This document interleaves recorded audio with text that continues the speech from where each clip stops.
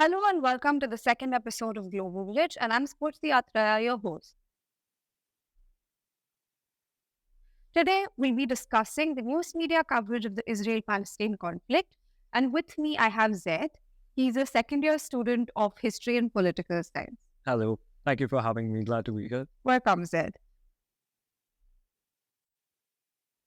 So, speaking of the conflict, the ongoing conflict between Israel and Palestine, how do you think, the commercial nature of Western media has influenced the coverage of the Israel-Palestine conflict? And, what are the implications on objectivity and impartiality? I believe that the coverage of media in the Israel-Palestine conflict on a whole is very complex and it holds its own biases, etc. And on a whole, when you look at it from the perspective of the West versus the Orientals, or wherein all these Western sources always seem to be biased, and then on the other side, there's Al Jazeera.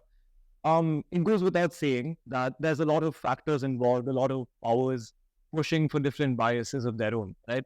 Now, I mean, as a student of history and from one person who studied historiography, we understand that Yes. when you tell a story, you are required to give your own interpretation of it, right? You cannot objectively just put across a fact without an Yes. interpretation. Now, Without putting things into context, you mean? precisely. So, without giving a context to a particular story, you cannot essentially be a news outlet. So when you are putting out news across, it is essential that you do put out some context to it. And in this, of course, there's always bias put across. But in Western media in particular, and as you said, from a commercial perspective, there are, as we know, there is a very powerful lobby in the USA. And we also know that the United States of America has a history of supporting Israel and backing it in this Yes. particular war. And therefore, I believe that given the pressure that different lobbies and different groups put upon the U.S. government and its policies, etc., I believe that accordingly, through means of finance and how money goes, etc., that the news coverage of this particular conflict by Western media is also heavily influenced, and they have their own factors and their own monetary support, etc., to worry about.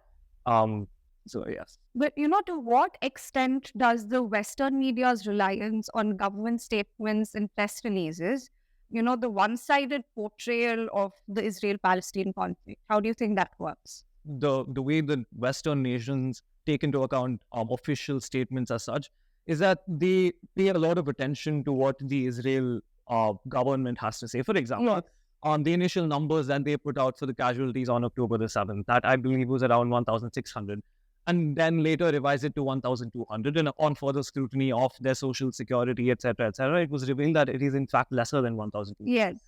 And on multiple instances, they have put across a lot of evidence that is extremely ambiguous and cannot be objectively perceived as, solid, concrete evidence.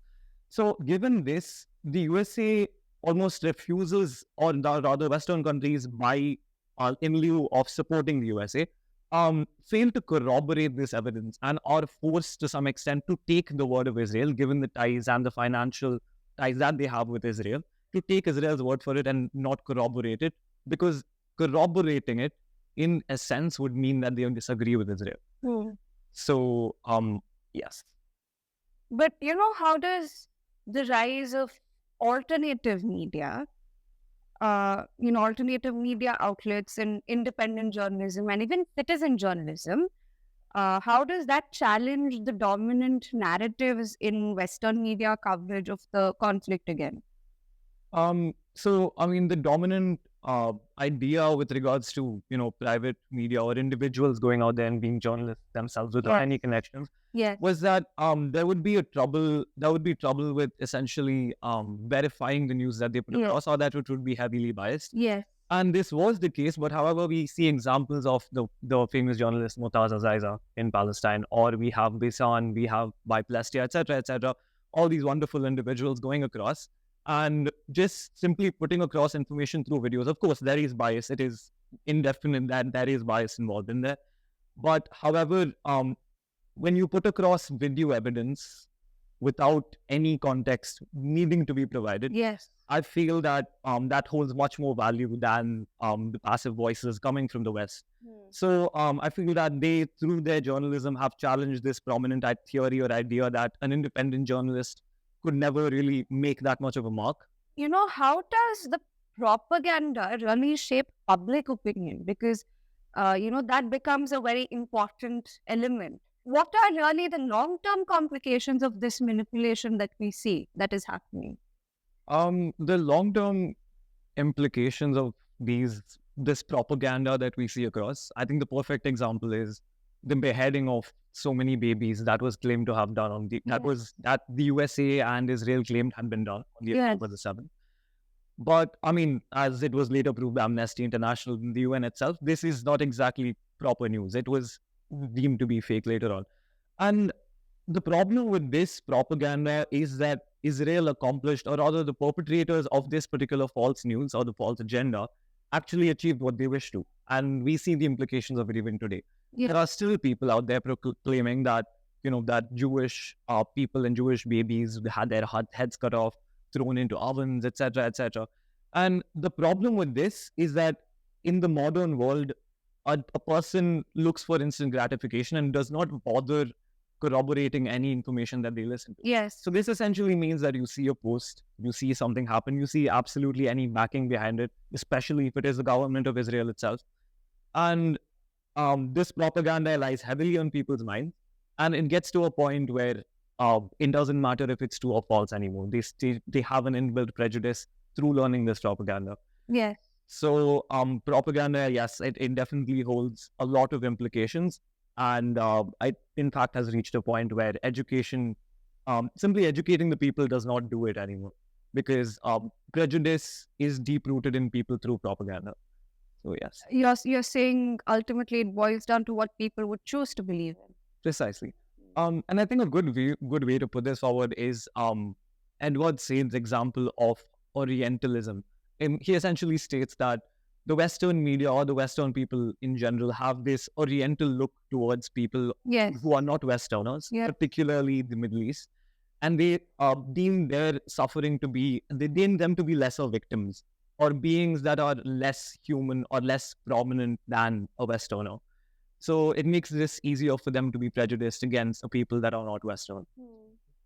But how can we really distinguish between legitimate criticism of Israel and what could potentially be termed as anti-Semitism? And what are the complications or even the implications of conflating these two concepts? Because we see that happening a lot, especially on the dialogue online. So how do we really navigate through this? I think it's actually a fairly simple matter if you really narrow it down, as Malcolm X put it, or several different thinkers in the past have put it. Zionism and Judaism are not the same, right? Where Judaism is a religion, right? Having a prejudice against a particular people or socially excluding them simply because of their religion or their religious practices is wrong. That is against their human rights. That is not justifiable in absolutely any case. But what we forget here is that Zionism is not a religious ideology. It is one that is fundamentally political, right? So when you criticize Israel or even its existence, you are criticizing Zionism. That is not an anti-Semitic move because you are not criticizing Judaism. So I believe that once people truly understand this and truly understand the fact that legally there is no justifiable way to say that Israel has a right to exist, right? Because it does infringe on people's land and rights when a country just is deemed to exist in a particular land. So once people understand that it is in fact a political entity that you are criticizing and not a religion, I believe it is much easier. So yes, to criticize Israel, and I think that should be the basis to be looking at it. When we talk about news media coverage, it's also we can't help but think about the whole new concept of algorithms on social media and, how they influence what we even consume as news in the first place, right? So, how do you think the whole algorithm mechanism, which is in place on social media, how do you think the news stories that viewers are, see about the Israel-Palestine conflict. How do you think that impacts the understanding of the conflict? Now, okay, I'm not going to pretend to know how exactly Instagram algorithms work. I'm not going to pretend to know how these particular refined aspects of computer science works. But what I do understand is, of course, the fact that Meta in itself is biased is a whole different story. Yeah. But from what I know of the way Instagram algorithms function or different algorithms of different social media apps function is that they make you see what you want to see, right? So let's say I have a particular prejudice against a particular people, or I hold certain political views. Instagram it does not allow for me to see differing opinions. It makes me see what I want to see. Yeah. So if I have a particular political opinion, it will give me posts that encourage that political opinion, right? So given that, and the fact that it's very easy for people to come across misinformation and propaganda online, I think that social media is the worst place you can go to really learn about something or listen to any news at all. So yes, I think that Instagram algorithms or any social media algorithms are the worst way to really understand news. Also, when we talk about what news consumers are allowed to access, it raises the question about regulation. It could be regulation from the establishment, it could be regulation from the Israeli government, Hezbollah, or, interest or pressure groups in the West. All of these, they regulate a lot of news, which, a lot of reportage, which is allowed to be, displayed in public. In fact, most of it is censored. So how would you really see the whole concept of regulation? I think it goes back to, I mean, again, as a student of history, we see that throughout history, every war that the Romans have fought, they've always won or they've lost because of a justifiable Yes. something that is rationalized, and this is because the Romans wrote the history themselves. So the problem, of course, with history or the telling of news is that at the end of the day, there is some context given that is biased, or some authority that is censoring or holding back some news or being passive about something or the other. Yes. But I think one method that people can use in order to really understand news from an objective perspective or make their own opinion upon news is that by learning the facts, which are I'd say a little more easy to corroborate than the opinions themselves or the context of the case. So you understand the facts, you understand that okay, so many people died, this happened, this person killed them, etc., etc. You understand the facts of the case and then read the different interpretations of it. Of course, at the end of the day, it's not easy to really gauge the truth of a matter when it's countries away and from different news sources. But I believe that this method makes it a little more easier to not understand the first news, to not perceive the first news channel you see to be the truth, etc. And corroboration goes a long way with critical thinking.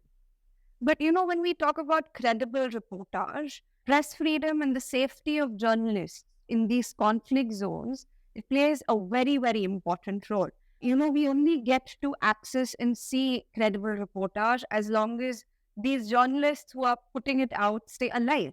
When we look at other journalists who are sitting safely in their news cabins in, the Western news media outlets, in their newsrooms, we don't really see those people be aggressive or even assertive or use an active voice when it comes to holding the establishment or even the militant groups accountable for the death of these journalists, right? In a way, the community of journalists in the Western media is not standing up for their own Middle Eastern counterparts. How do we really counter this, or how do we really demand more accountability? I believe that in this issue is, again, like we said, it is a very complex issue wherein there's different factions backing different news sources, etc., etc. I think to put an example to this case again was a good example would be Shireen Abu Akleh. Yes. Whose death, an Al Jazeera journalist, whose death was, it is almost objective that she was killed in fact by the Israeli military. However, it is denied to be so. I think that this problem with censorship and, understanding which one is in the right or making the the Western media stand up for itself goes again back down to how, again, as Samuel P. Huntington writes, he says that the world always fights wars on a basis of civilization, right? And so obviously the Westerners identify themselves with the Israelis far better than they do with the Arabs or the Yes. Middle Eastern nations. Yes. And by this logic, again, through Edward says Oriental idea as well, we see that there is this prejudice within the Western community that the Middle Eastern people are lesser victims. And once that is done, there is no way that you can really prioritize their well-being over that of an Israeli citizen. Alongside this, you also have these accusations of anti-Semitism, the fact that speaking out against Israel in itself is an act of prejudice or racism. And all these beliefs that go around, I believe that there's a lot of pressures applied on Western media as well, the people who do want to be reporting credible news out there in terms of anti-Semitism or wealthy financial groups that would shut them down. We have seen plenty of evidence to back this particular accusation as well. So I wouldn't say that it is in fact easy for a Western based media group to really put out credible information too. However, I do believe that avoiding throwing out of biased media or propaganda is one that is easily avoidable. So, yes. Do you think calling out Israel for the humanitarian crisis that it's causing and, calling Israel out for that, sometimes we receive a backlash as this is actually anti-Semitism, and that is used as a justification to create a wriggle room to obfuscate from the issue, right? So countering that becomes very crucial. Do you really see that happening in any of the prominent news media houses? I believe the answer to this is a bit of a rickety slope, because I understand that the Jewish people do claim that Jerusalem happens to be their homeland, and this goes on to different theological arguments, etc. But so I will take a legal perspective towards this. Legally, it is not justifiable for you to take a land on a theological basis, on a religious basis, right? So when you set that aside, you understand that in a world where justice is a principle and where it is people follow morality, where in a world within where you cannot make a theological argument and claim a land, it is not justifiable to say that that land belonging to the Jews is, in fact, denying them that land is anti-Semitic, because that is a political ideology, as I've said in the past. Yes. This is Zionism, right? So once that is clear, I believe that things become a lot more vivid. But however, the problem with Western media outlets is that, of course, there is a strong presence of Jewish lobby groups, right? As well as a very good amount of wealthy people that back these lobby groups as well.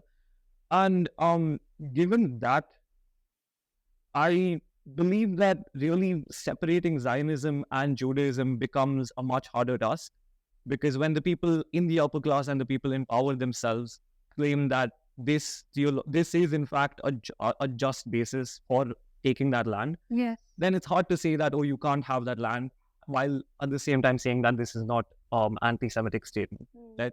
So from their perspective, me saying that that land does not belong to the Jewish people is an anti-Semitic statement. So putting that separation of these two ideas forth is not an easy thing to do. And I believe, although the people may be aware of these often these upper class people might be aware of it, they wouldn't particularly be gunning for making the people aware that they are ready to know about this separation. Right. But when we talk about the Israel-Palestine conflict, there's also another element that plays a very important role here, and that is the spillover effect that Hezbollah and Hamas has had over the Middle East, the neighboring Middle Eastern countries. Why is there a lack of extensive media coverage regarding the impact of the Israel-Palestine conflict on the neighboring Middle Eastern countries? Or is a void which is left there when it comes to reportage? So why do you think that's the case? So I believe that the goal of the USA, as it has done multiple times in history, is to minimize the effect of a war that it is even mildly involved in. Let's say we go back to Afghanistan, we go to Iraq, we go to all these multiple wars that the USA has waged. We see that it tries its best to minimize the amount of casualties it has caused, or the amount of destruction that it has laid across, or the amount of geopolitical problems it causes as well. Yeah. So once that is a given, we understand that given that the other Western nations are backing the USA on this as well, their goal at the end of the day is to minimize the effect that this particular conflict is having. which is why we don't see a lot of coverage of this spillover of this particular conflict. Why people rarely hear about Hezbollah. People rarely really hear about the Houthis blockading the Bab el Mandeb. Yes, yes. And they only ever hear of it when the Houthis are essentially needing to be bombed. And only when the US needs to justify bombing the Houthis is when the Houthis are bought up. So again, it's based on convenience. It is based on the basis that they want to minimize the amount of damage that they have caused. So yeah. How does the lack of understanding from a historical perspective, the historical context of the Israel-Palestine conflict, how does that contribute to the misrepresentations in the media?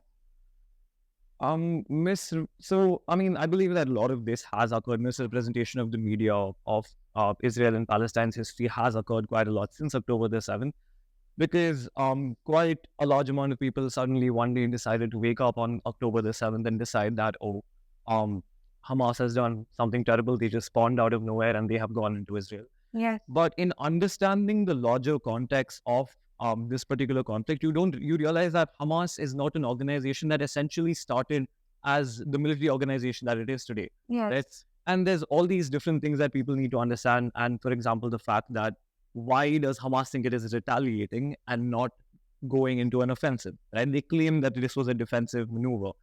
So, while not defending these claims, I say that it is important to understand and verify these claims and understand the actual history behind Israel and Palestine, because this is not the first assault by Israel that is claimed to be a genocide. This has happened before as well. So, in order to really understand or grasp the idea of this conflict and all its implications, I think it is essential for you to really read up on its history, or you will never really be understanding about it. But do you think the Western media has actually downplayed any of the key events that we've seen in the timeline of the conflict? Definitely. I think that's always a constant. For example, the Israel bombing Syria, I think a day or two ago, and Israel killing journalists almost on a daily basis or weekly basis, and the amount of casualties that Israel has caused. In fact, they deny, for example, the numbers that the Gaza ministry gives them as well. So I feel like that is an absolute constant. The US again, or the Western media again, definitely tries all the time to downplay what is exactly going on. The New York Times is known for using passive language, and so many others. Yeah. So yes, that is always a given, and that is continuing to happen, is what I believe. But how does the Western media's framing of the Israel-Palestine conflict as a clash of civilizations contribute to the lack of understanding of the complex, both historical and political social factors at play? There's a lack of nuance. It's very black and white, and a lot of gray areas are lost. There is no acknowledgement of the nuance factors. How do we really go about that part of the narrative? I think first it's important to recognize that, like again, the Clash of Civilizations example by Samuel P. Huntington is that Samuel P. Huntington says that it's not always about us and them, although historically it has often proven to be so. I think the solution lies in understanding the fact that it is not always us and them on a basis of cultural differences or civilizational differences, essentially.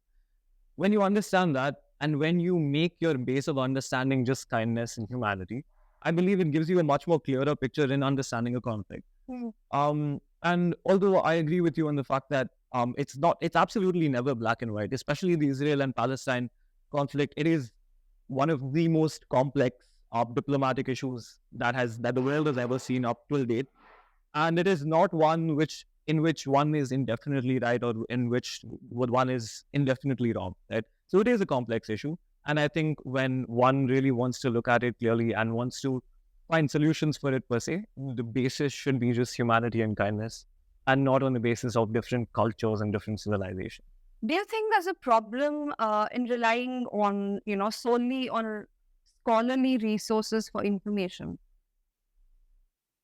I think the only problem with that could possibly be that whenever a scholar particular puts across an article, although it is extremely well researched, you'd much rather do that than Instagram or your average news, flash.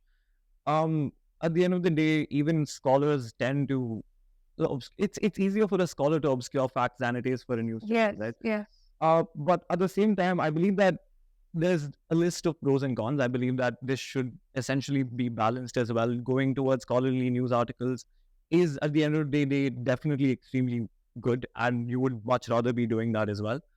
But it's also important to diversify the scholars you are receiving this from, or the research papers that you go to. You need to make sure that it is from a diverse field of different sources. yes. So, but regardless, I do think that scholar articles or research papers are essentially a much better way to go than simple news flashes.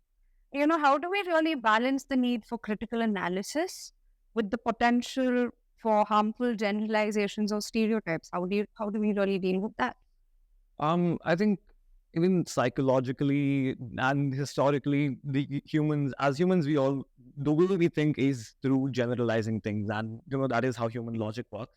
But I believe that making a human conscious effort in saying that a person, two people belonging to the same culture are not necessarily the same, right? Yes. And it does take effort in really properly getting to a point where you aren't prejudiced towards people anymore. Sometimes it's quite easy to make prejudices as Yes. well. But I believe that the solution lies in consciously making that effort to not be prejudiced and to not group different people under one culture or religion to be the same. That's a crucial point to me. So adding to that, most of us news consumers do tend to be a little desensitized when we look at raw reportage. And, sometimes it's important that we also prioritize our own mental well-being, just to put the point across. It was lovely to have you on board today, That Zer. was mine. Yes, thank you. And if you're stuck with us so far, please make sure you subscribe to our YouTube page and follow us on Instagram. Thank you.